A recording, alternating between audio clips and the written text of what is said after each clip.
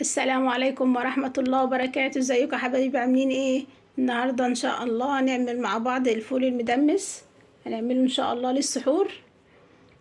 عندنا المقادير سهلة جدا. الفول هننقعه من بالليل للصبح، وهنغسله كويس جدا وننضفه.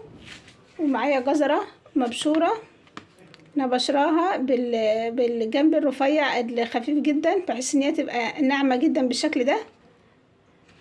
وشوية من العدس، نص كوباية من العدس. ليمونة كده قسمتها 2 وشلت منها البذور عشان ما تنزلش في قلب الفول. ومعلقتين من الخل.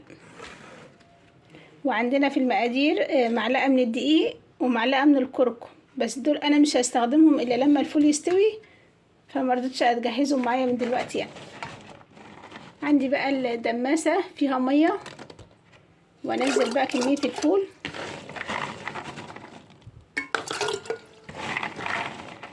ولو عايزين الفول يستوي معانا بسرعة نديله سنة صغيرة من كربونات الصوديوم او البيكربونات،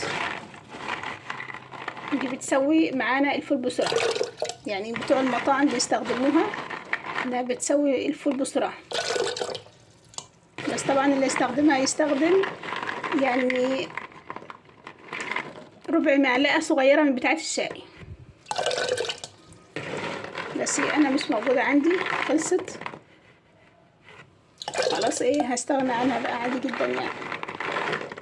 بنخلي الفول معانا يغلي على نار عالية، وبعد كده هنهدي النار، تبقى نار متوسطة مش هادية قوي، بحيث ان لو النار هادية قوي الفول ما بيغليش، فبتوقف بيوقف عملية السوا. عشان كده بياخد كأنك مهديه على الرز بس يسخن، فطبعا الفول ما بيستويش بسرعة والمية بتاعته بتسود. لكن احنا هنهدي يعني النار، ونتأكد ان هو بيغلي، ونسيبه بقى يستوي تماما، ونتابعه يعني كل فترة نشوف المية، يعني لو محتاج مية.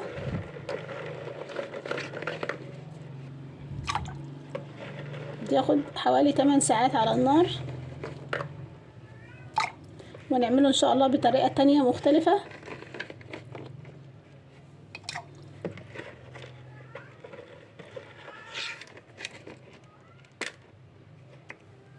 بس كده نزلت كمية الفول كلها.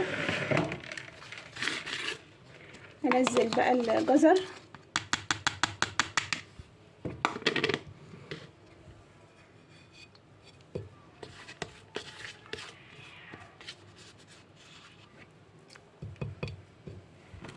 وانزل الخل، وانزل الليمون،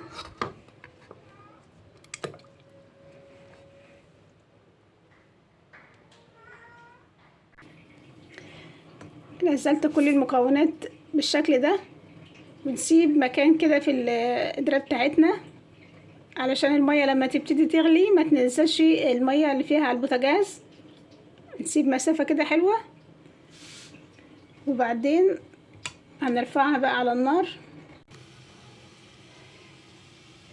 رفعنا الفول بتاعنا على النار بالشكل ده، على نار عالية. ولما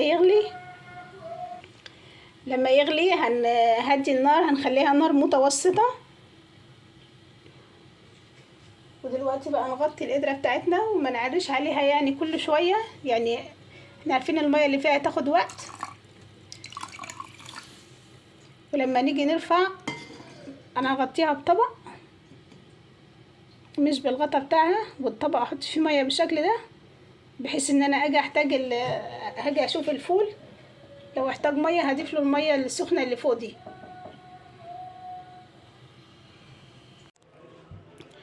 معانا بقى دقة الفول هنجهزها.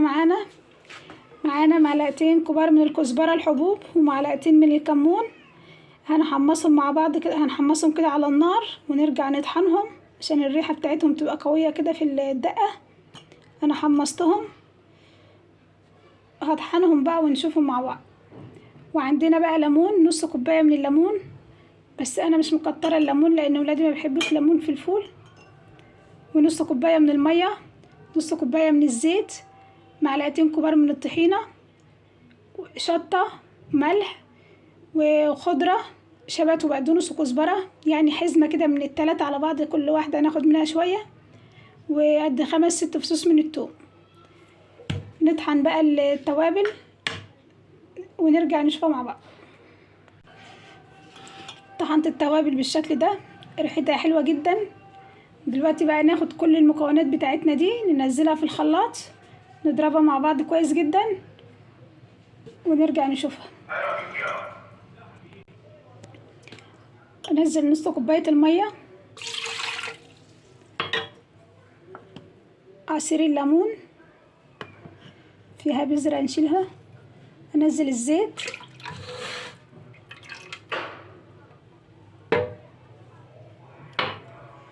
انزل التوابل،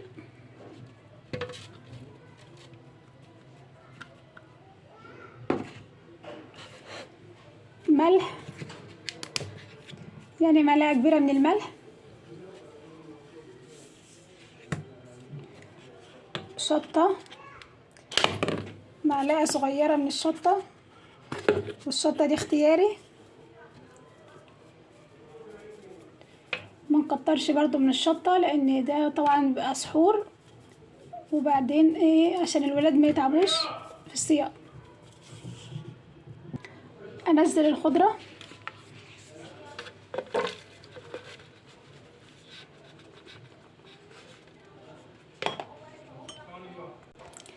اخر حاجة معلقتين من الطحينة،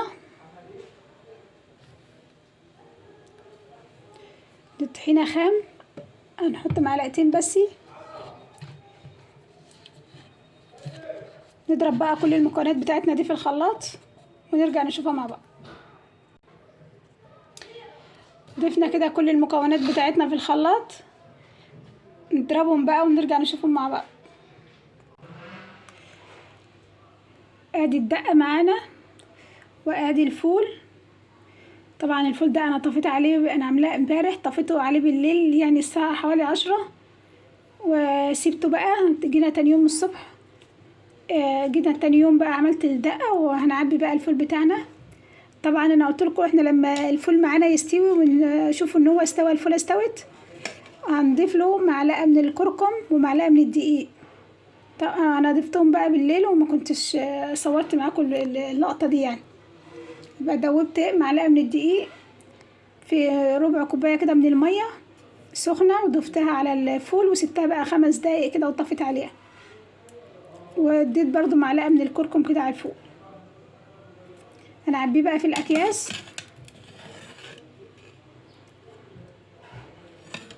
ونشوف هنعبيه مع بعض بقى ازاي. انا هعبيه بقى وارجع لكم. انا عبيت بقى الفول بالشكل ده، الفول وفي قلبيه الدقة بتاعته، بحيث يبقى جاهز معانا. نطلع الكيس على طول على الطبق، لو احتاج شوية من الملح بس مفيش اكتر من كده. جربوا بقى الفول بتاعنا بالطريقة دي، سهلة وبسيطة، وموجود بقى عندنا في الفريزر. وطبعا لو عندنا مكان نعمل كمان كمية تانية لان دي قليلة، انا بقى عندنا موجود كده طول الشهر يكفينا. جربوه بقى ان شاء الله يعجبكم. وهنا يكون خلصنا الفيديو. لو عجبكم الطريقة اكتبوا في التعليقات، ما تنسوش اللايك والاشتراك في القناة وتفعيل زر الجرس ليصلكم كل جديد. والسلام عليكم.